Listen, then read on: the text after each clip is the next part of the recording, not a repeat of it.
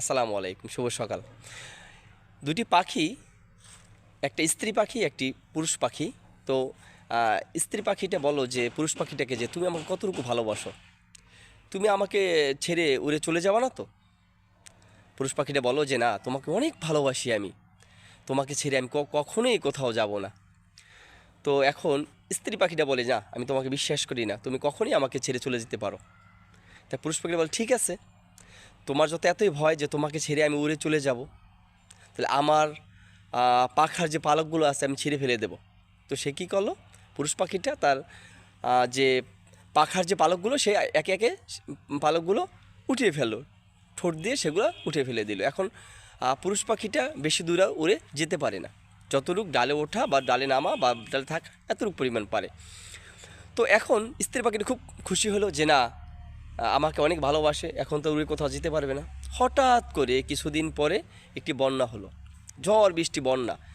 এখন তার দুটো ফুটফুটে দুটো বেবি হলো, এবং সেই ছানা দুটো নিয়ে স্ত্রী পাখিটাকে বললো যে তুমি আমাদের বাচ্চা দুটোকে নিয়ে একটা সুন্দর সুস্থ বা একটা ভালো নিরাপদ স্থান চলে যাও। এই তো স্ত্রী পাখিটা তার কথা মতো ছানা দুটোকে নিয়ে সে নিরাপদ স্থানে চলে গেল। কিন্তু পুরুষ পাখিটা এত পরিমাণ ঝড়, সে তার যে ডানার যে পালকগুলো আছে সে পালক দিয়ে সে উড়তেও পারতেছে না আর কোথাও যেতে পারতেছে না।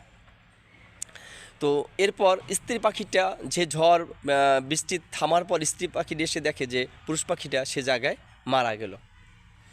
এই গল্পটা বলার কারণ হলো, আমাদের সমাজে আমরা যারা পুরুষ যারা আছি, স্ত্রীর জন্য সব কিছু করে দেই, স্ত্রীর জন্য সব কিছু বিসর্জন দেই, কিন্তু একবারের জন্য ভাবি না যে আমার জন্য আমি কী রেখেছি। যদি স্ত্রী ভালো হয় তো ভালো, আর যদি স্ত্রী আল্লাহ না করুক যে খারাপ হয়, তা ওই পাখির মতো তার অবস্থাটা হয়। তো এই ভিডিও থেকে আমরা শিক্ষা নিলাম যে আমি যত কিছু কারো জন্য কিছু করি না কেন, আমার নিজের জন্য কিছু করাটা প্রয়োজন, এবং কাউকে বেশি ভালোবাসা দেখাইতে গিয়ে যেন আমরা নিজের সর্বশেষ না করি। সবাইকে ধন্যবাদ। ভিডিওটি ভালো লাগলে অবশ্যই পেজটা এবং যারা ইউটিউব চ্যানেল দেখতেছেন তারা সাবস্ক্রাইব করে দেবেন। আসসালামু আলাইকুম।